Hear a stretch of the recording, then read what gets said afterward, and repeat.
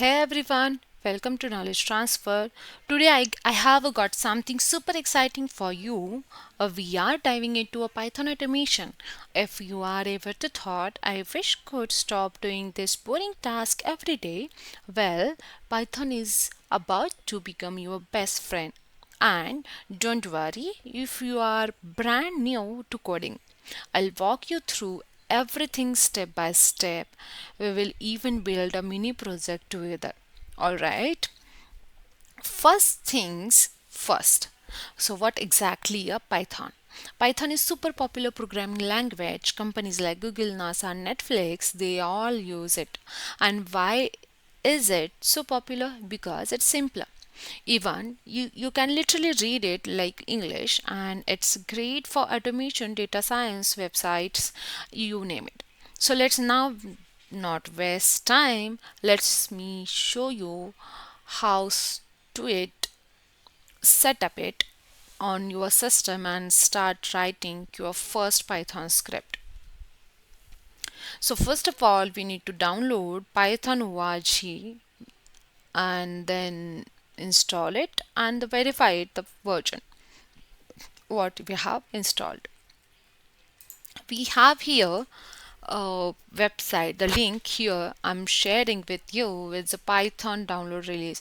So there is a latest Python version is 3.13.3, but we need to download the stable version. The link I'll put it into a description. Once you go with this link, scroll it down, check the version, the stable version. Now I'm going with the 3.12.8. Scroll it down, and if you see here the under the file section, we have the Windows installer, Windows installer 34, 64, and etc. You can just click as recommended. Here it's 64. I'm going with 64-bit. Clicking on it, and you'll get exe file install. You just click on it. While installing, make sure you tick that little checkbox that says add Python to path. Super important. And once it installed, you just open a terminal or a command prompt and type python hyphen hyphen version or py hyphen hyphen version. If you see a number version, congrats, you are all set. So I am checking it here, py hyphen hyphen version. You also check the python hyphen hyphen version, but for me it's not working. Yeah, so for me it's working py hyphen hyphen version. Just go with that py hyphen hyphen version, you'll set it. Okay, so now let's go with the basic concept which we required here in a Python to complete our mini project. So that is how to print, how the variables gets assigned, and how the loops. Okay, so I'll just open up my Visual Studio here. Okay, so if you see here, I'll just comment out this code. Okay, and now if you see here print, and I'll just go with that, hey, here is your first Python code. Now if I run this, I'll just clear the first window, and if I run this, if you see, it is seeing printing it, hey, here is your Python first code. Okay, now next one is variables. Let's try some variables now. The variables means name. The name is nothing but your variable, and the value is, let's say I am putting Alex. Alex is nothing but your variable value.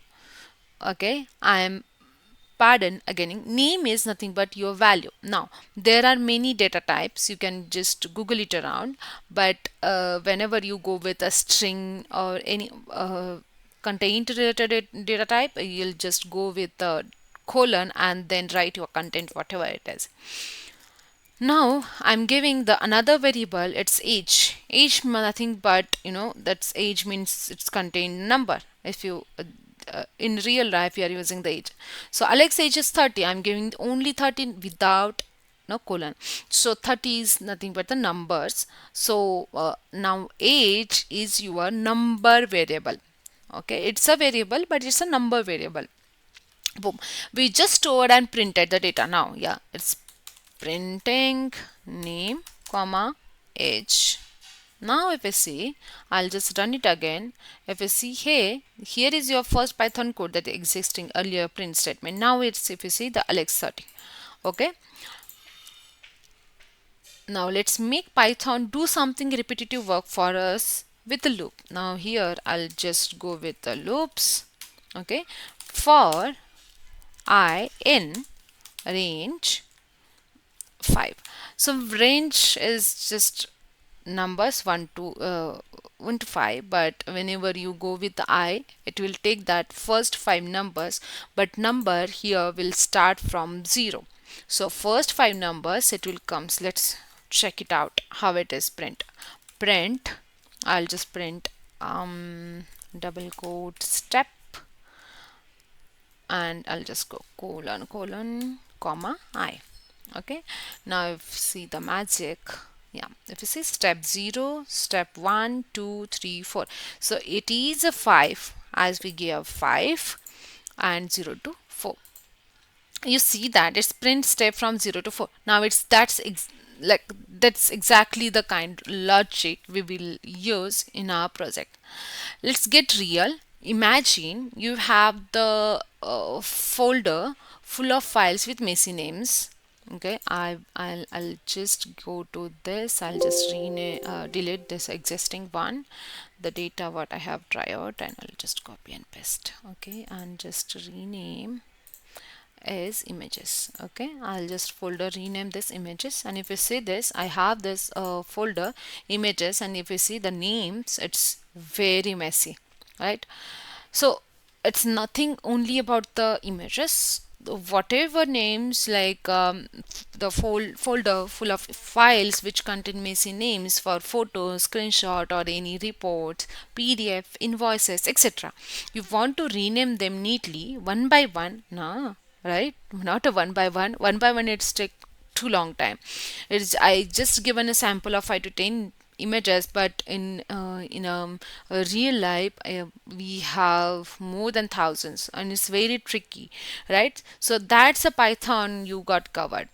Here is a plan. We will create a folder, drop some images. So I already draft some images, the files, and write a Python script to rename them all. Okay, so I'll just writing it out. Okay, so if you see this, import os. Okay, so import os is, first we are importing a built-in os model. Exactly. This model lets Python interact with your computer's operating system, like reading file, renaming files, and navigating folders. Okay, the folder path is equals to images. We are just define the folder where our images are stored. In this case, the folder and name is simply images. You can change it to your any folder you want. Files is equals to os.listdir in bracket folder path. Here we are using os.listdir to list all files inside that folder. It gives us a list of file names present in images directory. Next, this is a loop. This is a loop.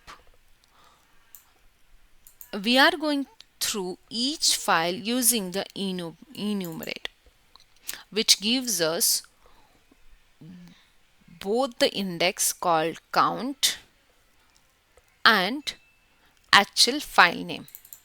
Okay, so once I get count and actual file names from these files, extension is equals to file name dot split with dot and then -1.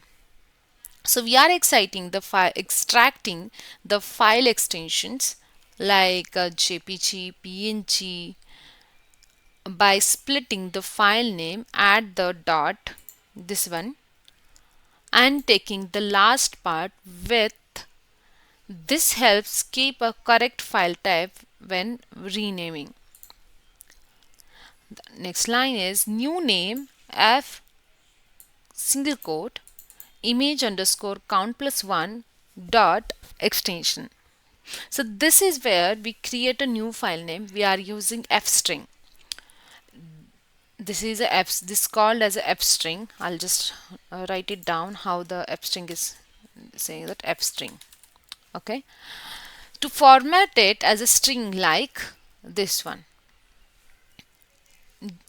and so on. So f string is useful to just format the content like this.